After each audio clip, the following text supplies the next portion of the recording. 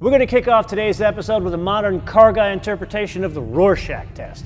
When you see this, what would you call it? Most of you would answer minivan. The more pedantic amongst you would say an electric minivan.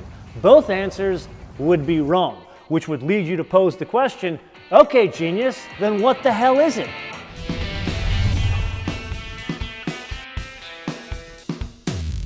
So with most all-new cars, you and I have to spend some time getting to know them.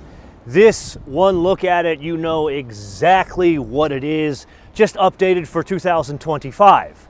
What you don't understand is the size. The design kind of hides how big this thing is. You look at the wheelbase there. That is bigger by a lot than any Mercedes-Benz S-Class. Now that brings us to a rather important point. This is built off the same platform of like ID.4s. But it's the biggest battery they've put in their electric cars as of late. Basically a 91 kilowatt hour battery, usable as 86 kilowatt hours.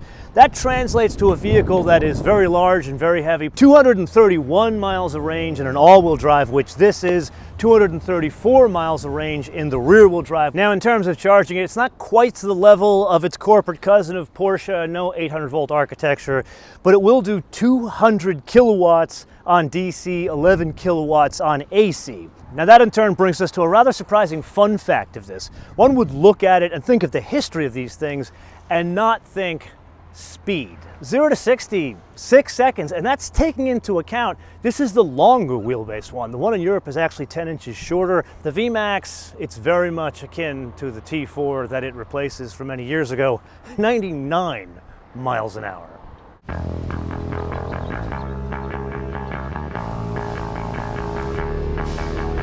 The real story here was getting out to this fantastic, the headlands just north of the Golden Gate Bridge.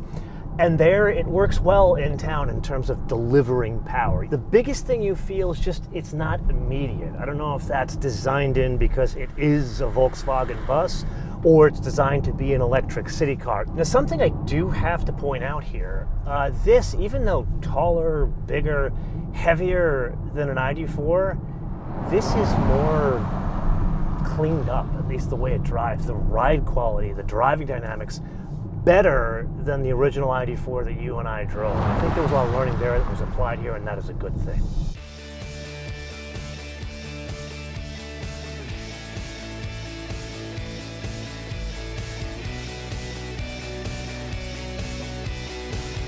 So yes, this may be very pretty, but we still have to have the discussion of using it practically. And there I have to give credit where credit is due, at least in the minivan world. Chrysler, they do it the best. They can hide seats where flat floors didn't exist and make it the most open box on wheels.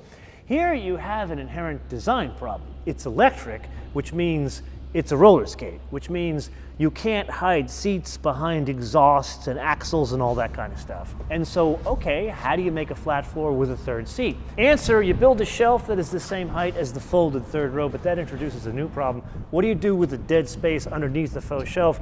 And there you look to bedroom furniture for inspiration. 2 drawers. These are made out of nylon, and the whole idea is you put the loose bits in these drawers so your car isn't a Turkish bazaar as you're driving around corners. And then speaking of driving, there's something that's not really practical but looks lovely on this First Edition. Very specific wheels to this design, only on offer on the First Edition. Notice, monoblocks on a minivan.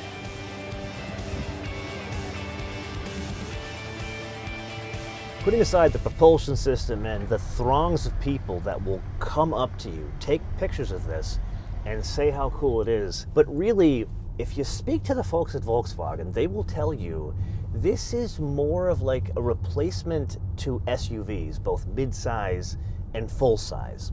And I can kind of prove that to you. If you look at the packaging, the size of the inside of this thing, it's closer to like a Tahoe or a Suburban in size than a Sienna. And now, how does that kind of translate to where the rubber meets the road?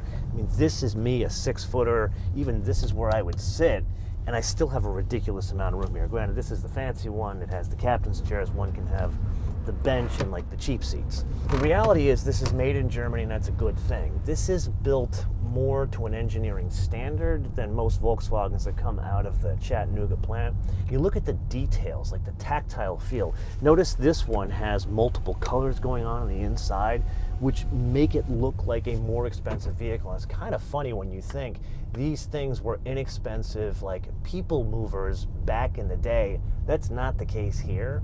It still has this very interesting quality to it. Like you touch anything and it feels like an expensive German car. That's something I didn't really expect. And then there's some details here in the first edition. They've got these like heritage mats. It's like the German box weave pattern you see in old 911s. Love that touch. And yes, there's a big door that opens with buttons. Yes, this thing is very complicated. However, there's a window here. That more akin to what you see in a pickup truck, but I love the touch here. Now, as a PS to our Volvo EX90 episode, that thing had a glass roof, and that car was 90 grand. It did not have a sunshade or this thing where you could change the opacity. Granted, this is not a cheap vehicle, but it's supposed to be the people's car. Can we do this in more of these vehicles? It's kind of a nice touch, or at least put a sunshade. Then there's details up here where I can adjust all of the HVAC stuff. It's pretty. I would say it's more of a German luxury car. Now this is the point of our story that I loathe, but I must painfully admit, the absolute benefit of a minivan is this. You can package real-size people back here, 6-footer, plenty of space.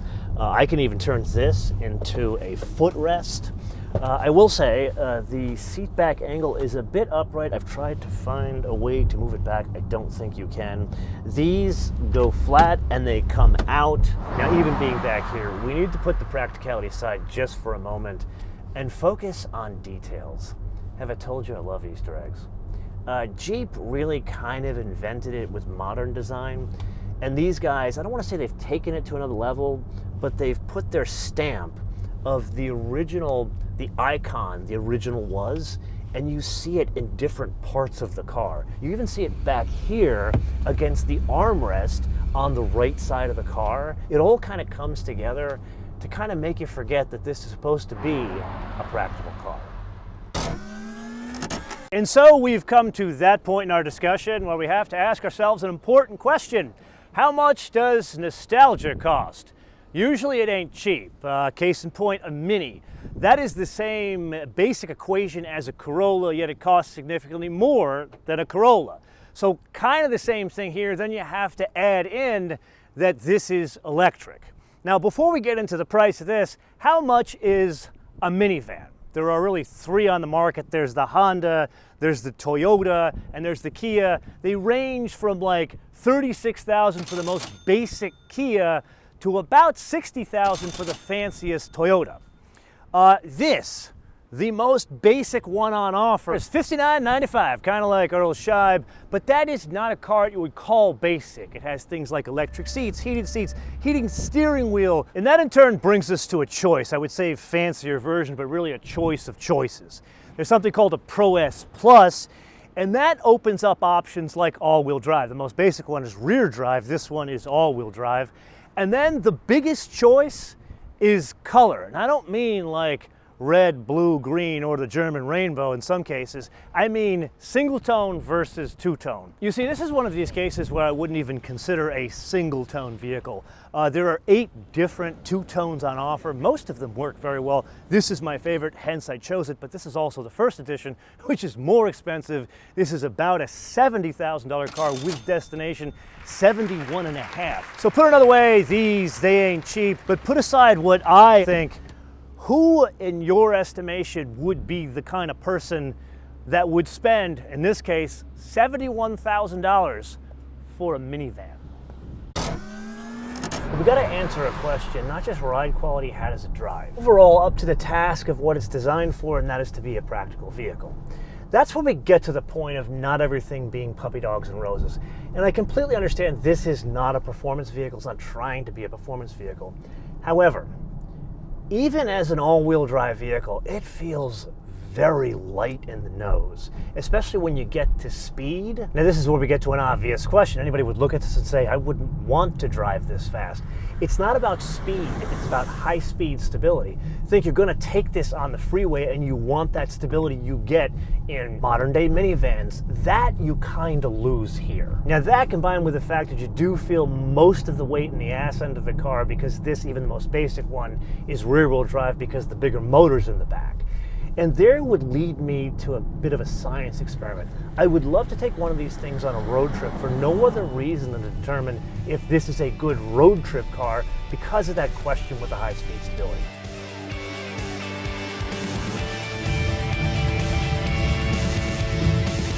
So this is one of these situations where I went into it expecting one thing, came away with a completely different experience.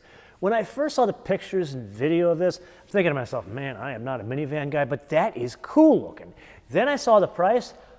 I thought these guys, they needed to have their head examined. $60,000+ for a minivan? Forget that it's electric. That is a bridge too far. But then I drove it. And it's not so much the way it drives or the thing that really stood out that it's screwed together so much better than most recent Volkswagens. Rather, you drive this thing down any city.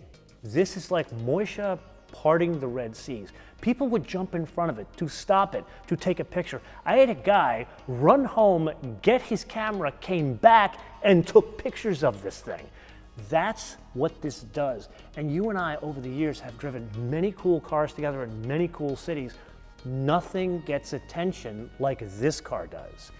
And the point of that is, it's not a practical vehicle. It's not designed to be a minivan. This is a lifestyle vehicle. It is for the people that switch from the Denali to the Rivian to the Tesla to whatever the next bigger, better deal is. This is the latest bigger, better deal, hence $60,000 to $70,000. Probably not a push. My question is, what happens next year after it's no longer the bigger, better deal? Will they come out with a cheaper one? Will they bring the shorter wheelbase?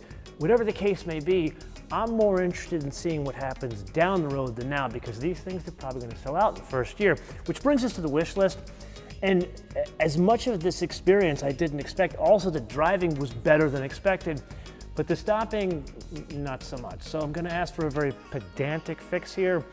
We need brakes that match the size and heft of a vehicle like this, and that would round out the overall experience. But I am one man, and this is the point of the episode to turn around to you guys to opine in the comments below, or via our social media, MotoMan TV, all word, MotoMan TV, all word, Facebook, Twitter, Instagram. And with that, if you found this episode fascinating, how about taking a look at something that is practical, that's kind of the same equation, that seats almost the same amount of people, and that would be, you know what, I'm not going to tell you. Click on the episode here until you see the next episode. Bish, bish.